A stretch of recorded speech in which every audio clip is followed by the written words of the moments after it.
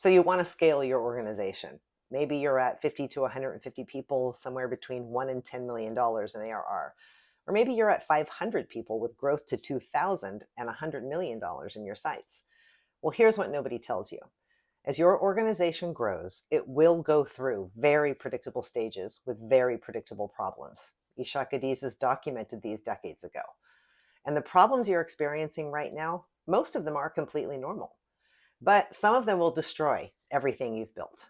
And the difference between leaders who scale successfully and those who flame out isn't which problems they face. It's whether they can tell the difference between normal problems and abnormal ones. I'm Alexandra Norris. Let me show you how to tell them apart and why the real danger isn't the problems themselves. First, let's get something straight. You shouldn't want to or try to prevent problems. Your reward for solving today's problems is new and more complex problems as your business grows. That's what scaling is. If you were to have no problems, you have a different situation altogether. No growth, no scale. So where should your focus be? Interestingly, not on the problems themselves. Your focus should be on two specific things. First, know the road ahead. Get familiar with these predictable stages that every growing organization goes through.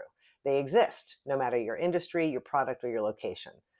When everyone knows and orients to this, the focus becomes the problems to solve, not the people they think are causing the problems.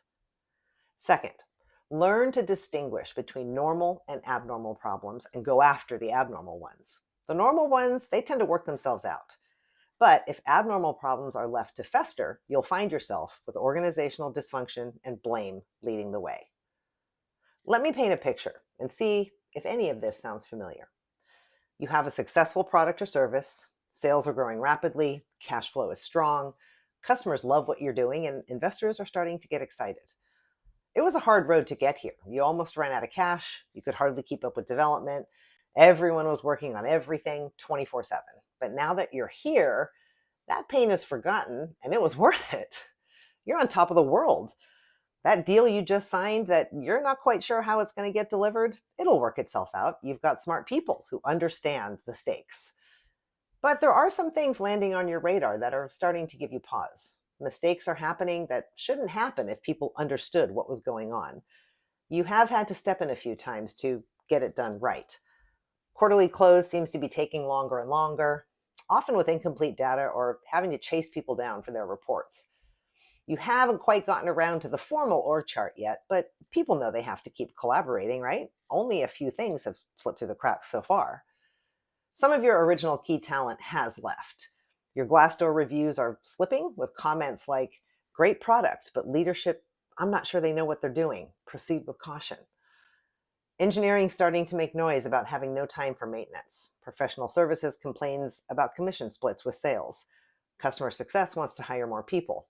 Again, your exec team, they're spending a lot of time arguing about going left or right and ultimately making no decision. You've delegated authority, but somehow you keep getting pulled into decisions that others should be more than capable of making. Now, here's where most leaders get it wrong.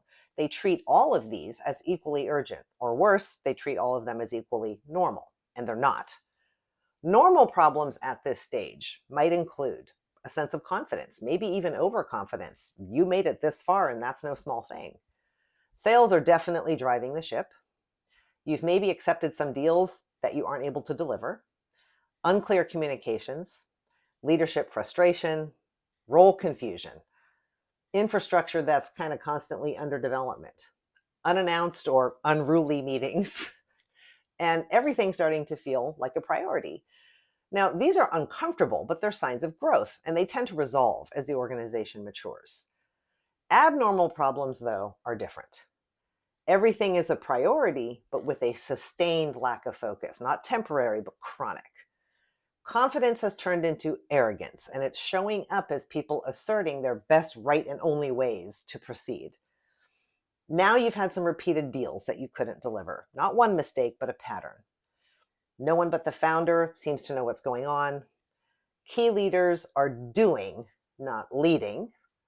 Maybe there's no meetings or consistently unproductive ones. Consistently poor recruiting, training, and compensation, and key people leaving. These problems don't resolve on their own. They compound, and left unchecked, they threaten your existence. And here's what most scaling advice misses entirely. The real problem isn't the problems themselves, whether abnormal or normal. The real problem is what's happening in the cracks, what your people are concluding while they watch how you handle or don't handle these situations. Every time leadership announces a priority that changes next quarter, people start to wonder, can I trust that what they say is going to be what's going to happen? Every time sales commits to something that engineering can't deliver, people start to say, nobody's actually coordinating. Every time someone raises a concern and nothing changes, people learn that speaking up is pointless.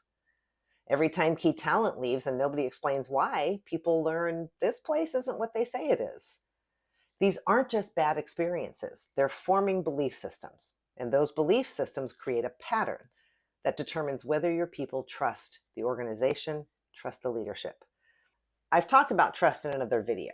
Trust is the outcome of 6 belief systems working together: predictability, leadership credibility, cultural alignment, relational security, commitment, and discretionary effort. When scaling problems, whether normal or abnormal, are handled poorly or ignored, they don't just stay operational problems. They break these belief systems, and broken belief systems show up as hesitation in execution, silence in meetings, talent walking out the door, and people doing just enough not to get fired. You might think you have an execution problem or an engagement problem or a retention problem or an urgency problem. You actually have a belief system problem showing up as all 4 of those things. So 2 things. What do, right? First, get your executive team aligned as a first team. Before you can lead an organization through scaling challenges, your leadership team has to function as a cohesive unit. They need to leave their functional loyalties, personal loyalties at the door and make decisions as the leadership team of the whole organization. Most executive dysfunction during scaling comes from leaders who see themselves as representatives of their department or function first and executives second. And that creates fragmented communication, competing priorities, and no one knows what's going on problems I mentioned earlier. Second, find out what belief systems have already formed. You can't fix what you can't see. And here's the uncomfortable truth. Your people won't tell you directly. The power dynamics make it unsafe. They'll tell you what they think you want to hear, or they'll say nothing at all. This is why the integrated performance diagnostic works through confidential third-party assessment. It surfaces the belief patterns that employees won't reveal in surveys or town halls, not because they're dishonest, but because honesty doesn't feel survivable when you have power over their career. Once you know which belief systems are broken and where they're breaking, you can address the root causes, not just the symptoms. Every scaling organization faces problems. That's not optional. What is optional is whether those problems break the belief systems that make execution possible. Focus less on solving every problem. Focus more on how your organization handles problems together. That's where trust lives or dies.